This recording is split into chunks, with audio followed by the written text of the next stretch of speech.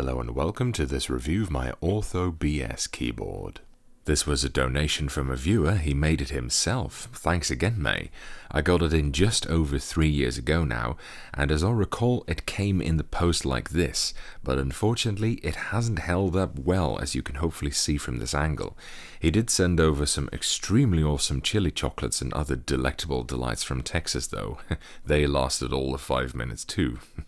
Now, the reason I've held it back for so long is that I wanted to film it with some replacement metal plates which he said he'd send over, but that never ended up happening unfortunately. But since I'm slowly starting to run out of material to film nowadays, I told him I was just going to go ahead and move forward with this because it's a cool little project and I didn't want it to go to waste.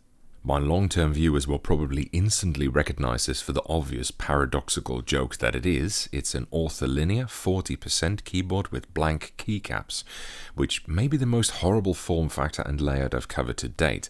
To clarify, ortholinear means that the keys aren't staggered, like in a normal keyboard, but come in this waffle grid like this. But because I'm not a clown or a lunatic, I don't normally use ortholinear keyboards. However, it also comes with buckling springs, capacitive ones no less, like in an IBM Model F, which are some of my favorite switches of all time. So it's a bit trollololo, but in a fun way, I guess. Now, out of respect, because he made it himself and it's not a commercial donation or anything, it's just a bit of fun, I'm not going to start cussing him out or anything, but there really is a lot of bad stuff to say about this keyboard, or at least this iteration of it, so hereby a small waning in advance. Don't worry, I have a genuine piece of arse turdage coming in later, which will get a proper sweary video. I have actually done a whole week of using this keyboard, including writing the script for this video, although I did rotate it in and out a fair bit during this period, because if I didn't take a break occasionally, I'd go fucking batshit crazy and or get nothing done. I also had a full-size backup keyboard nearby and powered on to take care of things like symbols and F keys and other unthinkably complicated inputs.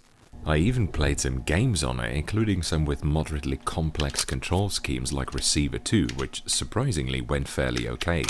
I think it's because although that game has complicated controls, they're all fairly near to each other, so when you've homed in on WASD, it's doable as long as you don't need the numbers keys quickly. But because of the numbers and F keys being on a layer, something as simple as Diablo 2 was already near impossible though, and I didn't even try to play Tarkov on it, I just went straight back to the wooting again. I think this is my first time covering a 40% form factor, and I sincerely hope it's my last, because Jesus arse-pounding Christ on a spunk-powered jet ski, what cunt-headed bellend thought of a form factor like this?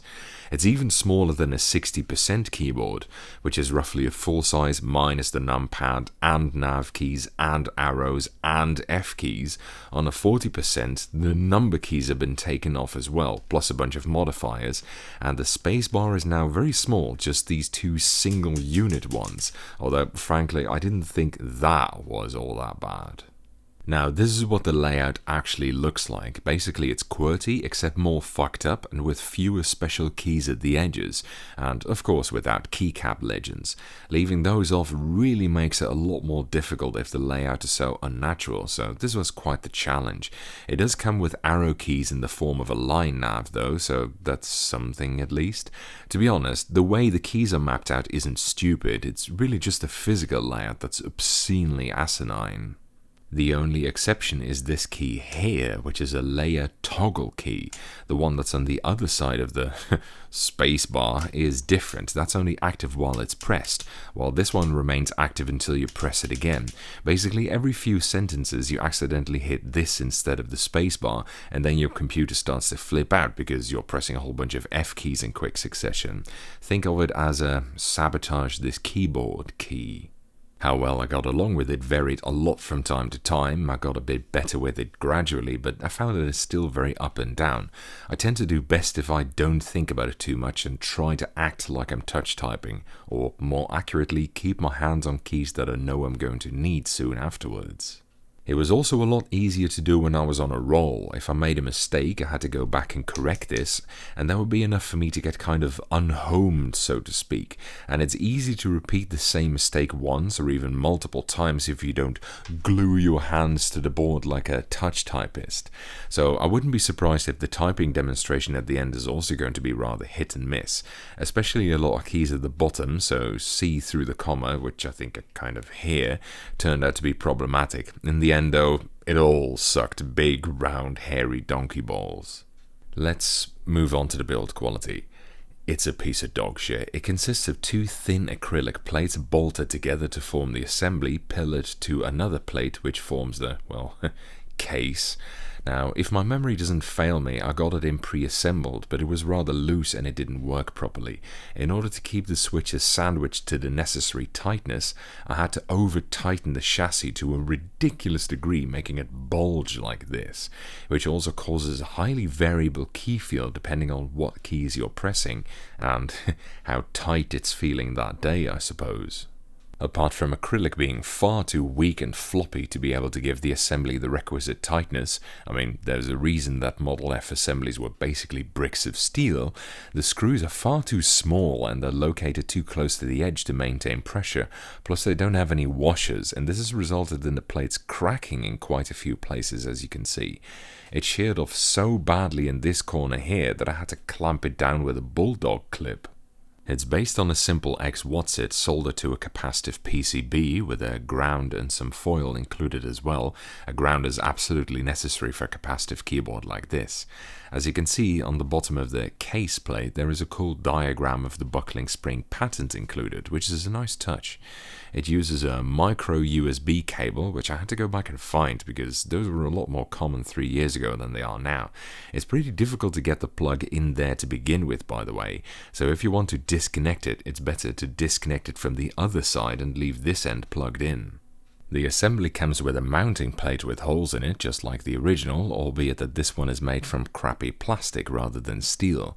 There is one big hole for the barrel and a small one for the fixing pin, which indicates that this barrel came from an XT-type Model F keyboard or a reproduction of one. The other Fs had it coming diagonally off of the barrel instead of being like this. Beneath each barrel is one hammer and a spring, and that's basically it. Very simple, really. Surprisingly, it weighs as much as 550 grams, or in imperial units, I don't know, man, work it out for yourself. It's probably something like 23 and 13 26th floors or whatever, which is almost exactly 1/5 the weight of a real Model FXT keyboard. Still, it is quite a bit smaller at 24 by 11 centimeters.